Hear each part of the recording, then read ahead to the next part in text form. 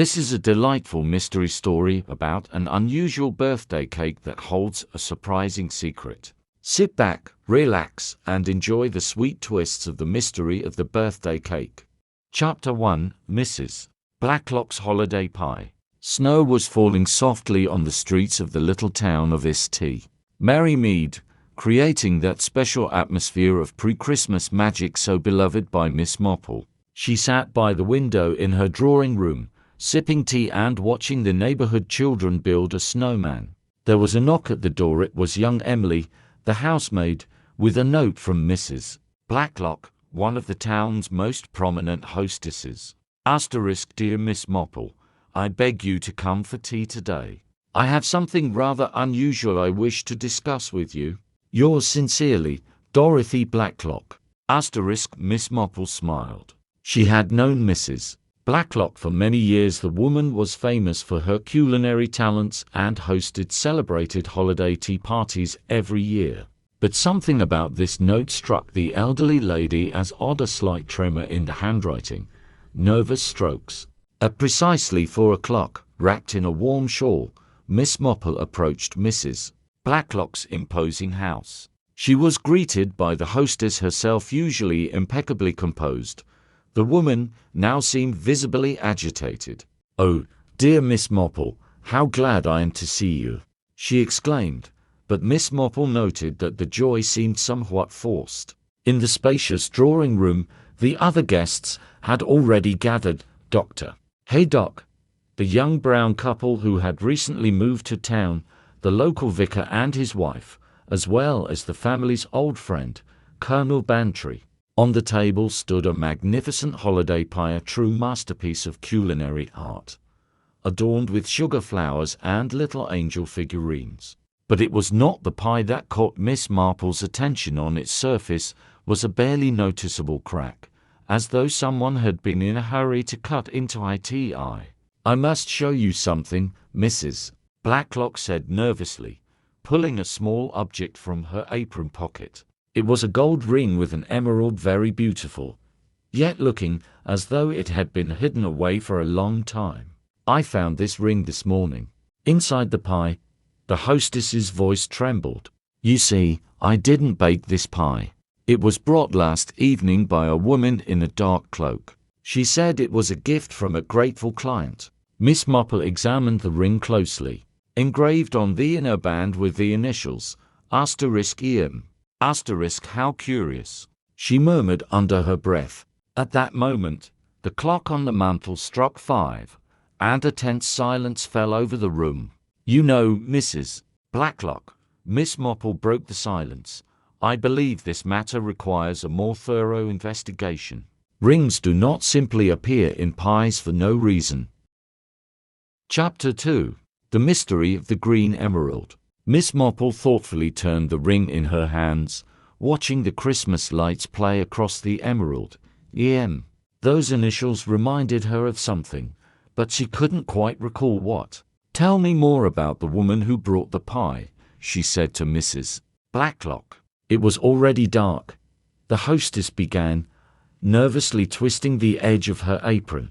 "I had just finished dinner when there was a knock at the door." A tall figure in a dark hooded cloak stood on the doorstep. Her voice was muffled, almost a whisper. "This is a gift for you from a grateful client." Before I could even ask anything, she simply placed the box on the step and vanished. "Did you see her face?" asked Dr. Haydock. "No, the hood was pulled too low, but you know what was strangest? She had a peculiar walk, a slight limp in her left leg." At this, Mrs.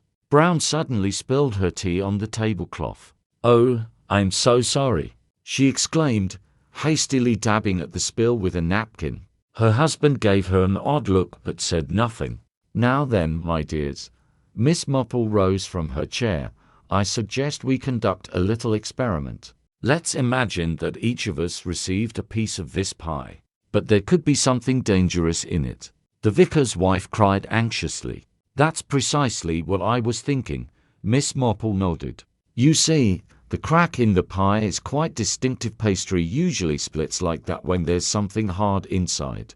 And the size of the crack suggests The object must have been rather large. Like, say, a ring, Colonel Bantry finished for her. Exactly. But why hide it in a pie? And why send it to you, Mrs. Blacklock? The hostess paled. You see, about 20 years ago, I worked as a housemaid for a certain family. Perhaps it's connected to that time. 20 years ago, Miss Marple repeated thoughtfully. How curious. By the way, does anyone here recognize this ring? An emerald of this quality and cut is rather uncommon. Wait a moment, Doctor. Haydock suddenly interjected. Now I remember. This is Emily Mortimer's ring. She went missing exactly 20 years ago. Emily Mortimer. Miss Marple echoed, and suddenly, all the pieces began falling into place in her mind. Yes, a young music teacher. A very talented girl. And then, she simply vanished. The police investigated, but found nothing. Interestingly, she was last seen with a woman in a dark cloak, added Colonel Bantry. Miss Marple watched the reactions of the other guests carefully. Mrs. Brown's behavior particularly intrigued her. The young woman was visibly nervous and kept glancing at the clock. You know, Mrs. Blacklock, the old lady said, I think we ought to examine your kitchen, especially the spot where the pie was kept. The kitchen held another surprise. On the windowsill were traces of mud, as though someone had carelessly leaned against it with a wet shoe. Nearby lay a forgotten black thread. That's from the cloak, Mrs. Blacklock exclaimed. I remember the same fabric on that mysterious woman's clothes. Miss Marple carefully picked up the thread with a pair of tweezers, which she always carried, and examined it closely. Very interesting. There are a few light hairs here. It seems we're dealing with a fair-haired woman who deliberately chose a dark cloak to avoid being noticed. But why now, Doctor? Haydock wondered aloud. It's been 20 years. Time, my dear friend, often plays a decisive role in such matters, Miss Marple replied cryptically. Someone clearly wanted this ring to be found now. The question is why?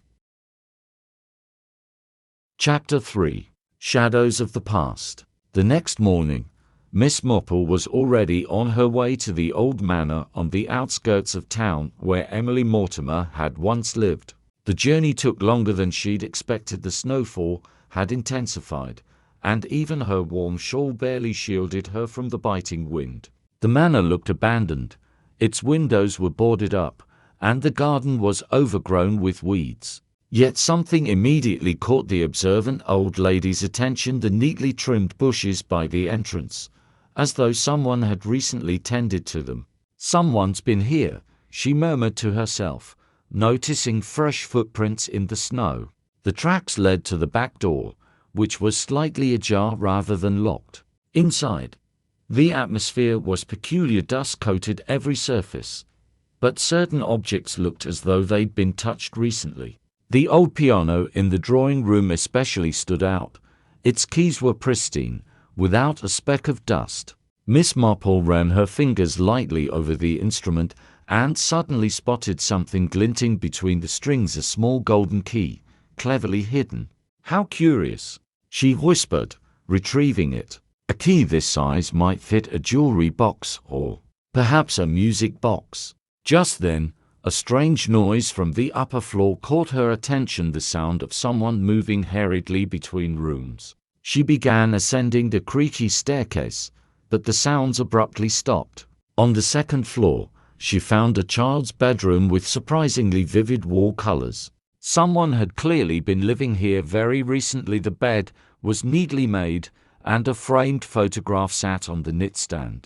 Peering closer, Miss Marple recognized the young woman as Emily Mortimer, though the figure beside her was partially obscured. What are you hiding? Miss Marple mused aloud, flipping the photo over. On the back, written in pencil, were the words *EM and LB. Summer 1920, *LB. She repeated. How curious. Those initials are certainly familiar. Her thoughts were interrupted by footsteps below. Someone had entered the house. Miss Marple quickly hid behind the curtains, watching as a tall figure in a dark cloak descended into the hall. "I knew this place would be searched," a woman's voice said. It was Mrs. Brown. "We must find those papers before—" She suddenly fell silent, hearing a noise outside. Hurrying upstairs, she began frantically searching an old escritoire in the bedroom. Seizing the moment, Miss Marple slipped out unnoticed through the servants' entrance. Back at home, she retrieved her notebook and began piecing together the facts. 1. The ring had belonged to Emily Mortimer. 2. The initials LB connected her to someone currently living in the village. 3. Mrs. Brown was clearly involved. 4. Some important papers were hidden in the house. And Mrs. Brown only moved to town 6 months ago. Miss Marple reflected. How odd that she and her husband chose this particular area to settle in. The next day, she paid another visit to Mrs. Blacklock to learn more about her time working for the Mortimers. The hostess shared a revealing detail. "Remember I mentioned being a housemaid there? Well, there was another servant, a gardener named Leonard Brown. He was engaged to Emily." Miss Marple suddenly understood. L.B. Leonard Brown. Chapter 4. The Mystery Unfolds. Miss Marple sat in her cozy parlor, sipping tea and pondering her recent discoveries. Her thoughts were interrupted by an unexpected visit from Mrs. Brown. "I need to tell you something," the young woman began nervously, twisting her gloves in her hands. "You already know about my father, Leonard Brown, don't you?" "Yes, he was the gardener and Emily Mortimer's sweetheart," Miss Marple confirmed, studying her guest closely. "It's much more complicated than that." Mrs. Brown's voice trembled. "After Emily disappeared, my father was the prime suspect. But he truly loved her. That night, they were supposed to run away together." "What happened then?" Miss Marple asked gently. "Someone got to them first. Father went to the house to fetch Emily, but found only a note. She wrote that she had to leave immediately because she'd discovered something terrible about her employer." "About whom, exactly?" "Arthur Mortimer, the head of the household. He was a well-known art collector." Suddenly, everything clicked for Miss Marple. "And some of those artworks were not entirely legally acquired." "Yes." Mrs. Brown's eyes welled with tears. "Emily accidentally uncovered a secret list of fraudulent sales and thefts. She wanted to go to the police, but someone got to her first. And that someone knew the ring could be evidence," Miss Marple mused. "So they hid it in a pie meant for Mrs. Blacklock, the one person who might recognize it." "But why now, after 20 years?" Mrs. Brown asked, bewildered. "Ah, that is a very interesting question," Miss Marple replied. "Did you know the old Mortimer Manor was recently put up for sale, and that among the potential buyers are several American collectors?" Mrs. Brown's eyes widened in shock. "You mean?" "Precisely. Someone decided it was time to return the evidence before the house is sold and a thorough search can be conducted." The next morning, Miss Marple and Dr. Haydock visited the local archives. After hours of searching, they uncovered a crucial document, Emily Mortimer's will. "How curious," Miss Marple murmured, scanning the papers. "She left all her possessions to Mrs. Blacklock." "But why?" the doctor exclaimed. "Because Mrs. Blacklock was her confidant. They weren't just mistress and maid, they were friends. And Emily knew that if anything happened to her, Mrs. Blacklock would keep searching for the truth." Just then, a breathless Mrs. Brown rushed into the archives. "We found the hiding place," she cried. Behind a panel in the nursery, a whole stack of documents about Mortimer's fraud. Miss Marple smiled. "Now, isn't it interesting how this connects to those light hairs we found in the kitchen?" "You mean?" Dr. Haydock began. "Yes. Our mysterious woman in the dark cloak. The one who delivered the pie. She's the key to this entire story. And she deliberately left clues to ensure the truth would come out." Chapter 5. The Woman in the Dark Cloak. The next morning, Miss Marple received an unexpected letter, written in neat handwriting. It contained just one line: asterisk, meet at 4 o'clock by the old chapel. I am the one who brought the pie. Asterisk, at precisely the appointed time.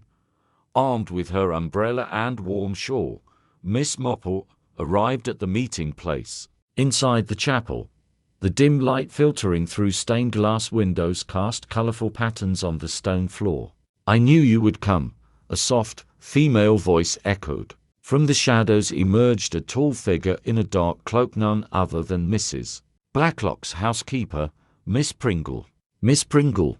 Miss Marple exclaimed in surprise. But why, Emily Mortimer was my sister, the woman said quietly, lowering her hood.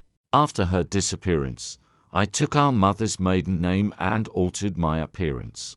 I managed to secure a position with Mrs. Blacklock, the only person Emily truly trusted.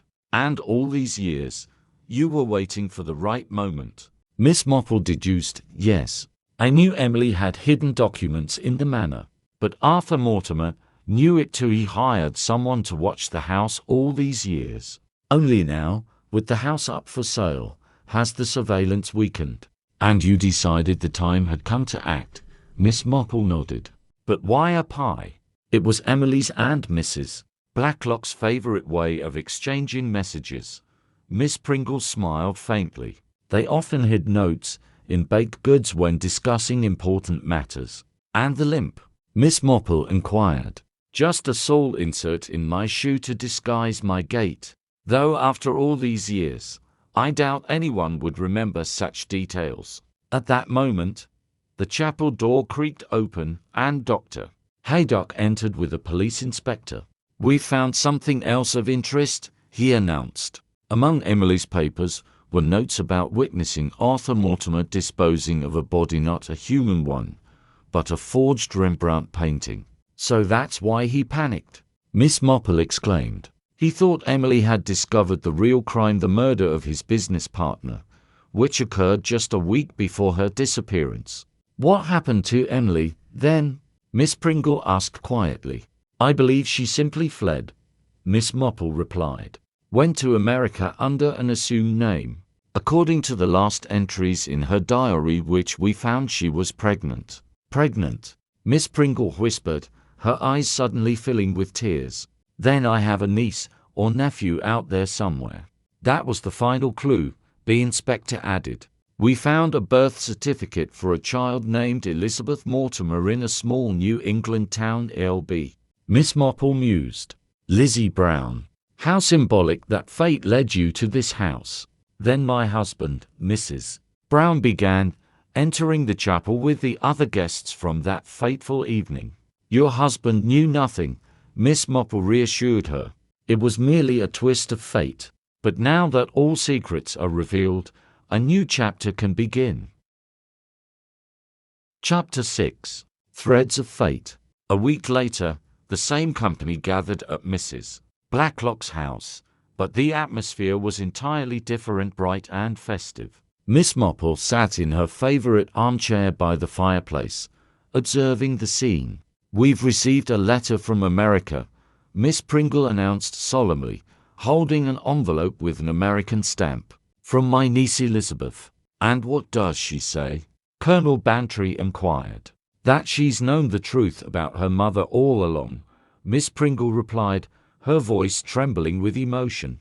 And now, after the passing of her adoptive parents, she's ready to come here and learn more about her past. How romantic, the vicar's wife exclaimed. It's as if the stories have come full circle. Yes, it truly is a remarkable coincidence, Miss Marple agreed. Elizabeth's letters helped us find the last missing pieces of the puzzle, especially the one where she describes her mother's antique emerald pendant. That very emerald, Mrs. Blacklock murmured.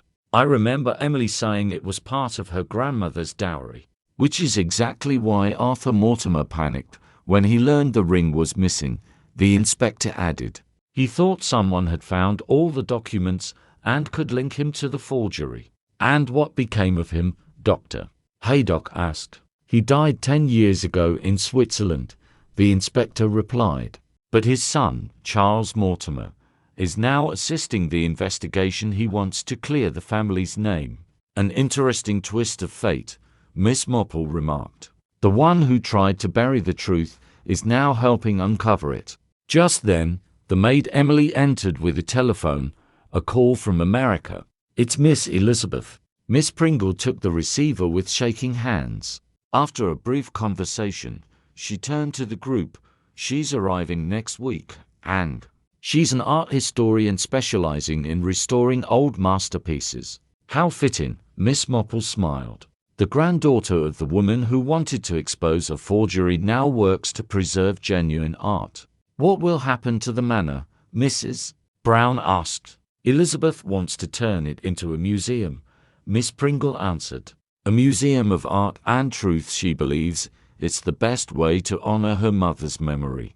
A splendid idea, Miss Marple approved. And you know what's most fascinating? In this case, every detail, every object played its part. Even the crack in the pie pointed to something hidden inside. It's as if the whole story was written in advance, Dr. Haydock mused. Just like life itself, Miss Marple agreed. Every person, every event, all connected by invisible threads, like that old tapestry hanging in the church. At that moment, the mantel clock struck 6, and Miss Marple noticed Mrs. Brown and Miss Pringle exchanging a cryptic glance. There's something else, Mrs. Brown began hesitantly. Yes, we wanted to tell you, Miss Pringle continued. Lizzie and I have decided to establish a foundation to help others in situations like Emily's. A wonderful idea, Miss Marple nodded approvingly. May this story serve as proof that the truth always finds its way into the light. Chapter 7. Return to St. Mary Mead. A week later, the entire village was abuzz with excitement. Today, Elizabeth Mortimer, or as she now called herself, Lizzie Brown, would arrive. The train was due precisely at 3 o'clock in the afternoon, and Miss Marple stood on the platform with Miss Pringle, both glancing impatiently at their watches. Do you think she looks like Emily? Miss Pringle asked anxiously. I'm certain she does, Miss Marple smiled. Life has a remarkable way of passing down character traits through generations like a relay baton. At last, the train appeared around the bend, and soon a tall young woman with green eyes and fair hair stepped onto the platform, the spitting image of her mother in old photographs. Aunt Mary, she said hesitantly, looking at Miss Pringle. Yes, my dear, Miss Pringle replied, tears in her eyes. I've waited so long for this moment. On the drive back, Lizzie shared her story. My adoptive parents were always honest with me. They told me I'd been left at an orphanage by a mother who loved me deeply but couldn't raise me. They gave me an emerald pendant, my last connection to my real family. That pendant, Miss Marple began. Yes, it was the key to solving everything, Lizzie nodded. A year ago, I was restoring an antique portrait that featured the same emerald. The history of the family in the painting matched what I knew about my mother. I began my own investigation and found your mother's letters. Miss Pringle finished for her. Yes. She wrote about a remarkable woman, Mrs. Blacklock, about her longing to be a mother, about her fear of Arthur Mortimer. Those letters helped us piece everything together, Miss Marple added. You know, Lizzie, your story reminds me of an old tale about a lost child who was found years later because of a simple bracelet. That evening, a celebratory dinner was held at Mrs. Blacklock's house. All the guests had gathered to welcome Lizzie, and Miss Marple rose to speak. You know, life sometimes gives us the most extraordinary surprises. When we began this investigation, none of us could have imagined that a simple ring in a pie would lead us to such a remarkable story of love, loyalty, and truth. What will become of the foundation? Dr. Haydock asked. We've already begun work, Lizzie replied. The manor will be not just a museum, but a center for supporting those who faced injustice in the art world. We'll hold lectures, workshops, and continue your mother's legacy, Miss Pringle added. Yes, Lizzie nodded. I feel I've finally found my home here in St. Mary Mead. It's astonishing how this little village has become the place where all the threads of fate have come together. Just like in that old detective novel I read recently, Miss Marple smiled. There was a mysterious disappearance, a secret in an old house, and an unexpected resolution. But our story is better, Colonel Bantry winked. Undoubtedly, Miss Marple agreed. Because real life is far more extraordinary and beautiful than any novel. Chapter 8. The Story's End. A month had passed since Lizzie's arrival in St. Mary Mead.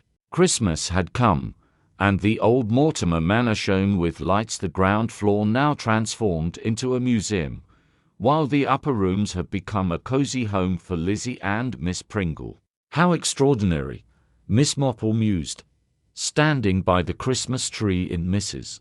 Blacklock's parlor. Just a few months ago, this house held so many secrets, and now it's become a symbol of truth and renewal. You know, Miss Marple, Lizzie said, approaching with 2 cups of mulled wine, I found another letter from my mother. She wrote about her dream of creating something beautiful in this village. And you've made that dream come true, Miss Marple nodded. This museum will be more than just a place to preserve art, it will be a haven for young artists. Yes, and the most remarkable thing. We've received our first major donation from Charles Mortimer. He wants to help restore his family's reputation. How fitting, Miss Marple smiled. So often, the younger generation mends the mistakes of their elders. Just then, the door opened, and familiar faces streamed in. Mrs. Blacklock, with a new holiday pie, this time without hidden messages, Colonel Bantry and his wife, Dr. Haydock, and even Mrs. Brown with her husband, are our protagonists, Colonel Bantry declared. I've always said the most astonishing stories unfold in small villages, just like in detective novels, the vicar's wife added. Only here, it's ended happily. Not quite, Miss Marple gently corrected. Real life is more complicated than any novel. There are no outright villains or flawless heroes. Each of us makes mistakes, each carries secrets. But what matters is how we learn from them, Lizzie continued. I'm proud to carry on my mother's work helping people find truth through art. Fascinating how everything connects, Dr. Haydock mused. The ring led us to the letters to the documents to solving an old crime. And it all began with a simple pie, Mrs. Blacklock laughed. Who would have thought? That's what makes life so wondrous. Small events, seemingly random coincidences, they're all part of a greater pattern. As my friend the vicar says, everything has its place and time. Her gaze swept over the gathering. Remember Mrs. Brown spilling her tea at the mention of a limp? Or how Mrs. Blacklock recognized Emily's handwriting at once? Every detail, every word, every glance, it all mattered. And sometimes, Lizzie added, the truth may stay hidden for years, but it always finds its way into the light. The next morning, Miss Marple sat by her window, watching the first sunbeams gild the frost-covered village. On the table before her lay her notebook, filled with observations about the case. How remarkable, she whispered. Such an ordinary beginning, a ring in a pie, led to such extraordinary consequences. Families reunited, justice served, old wounds finally healing. She made a final entry. Asterisk, every story has its own order and logic, like an ancient tapestry. Threads may tangle, patterns may blur, but in the end, they form something beautiful. That's why I so love observing life in our little village here. More than anywhere, you see how everything connects. Asterisk, closing the notebook, she set it in her desk drawer, took a sip of tea, and looked outside, where children were already gathering gifts beneath the Christmas tree. Yes, she said, with a quiet smile, life truly is a web of connections. And that is beautiful. The curtain had fallen on this remarkable tale, But life in St. Marymead went on with new stories, new mysteries, and new encounters. For as Miss Marple herself often said, every ending holds a new beginning. Thank you for listening to The Last Flower in the Garden. If you enjoyed this story, please subscribe to our channel for more captivating tales and mysteries.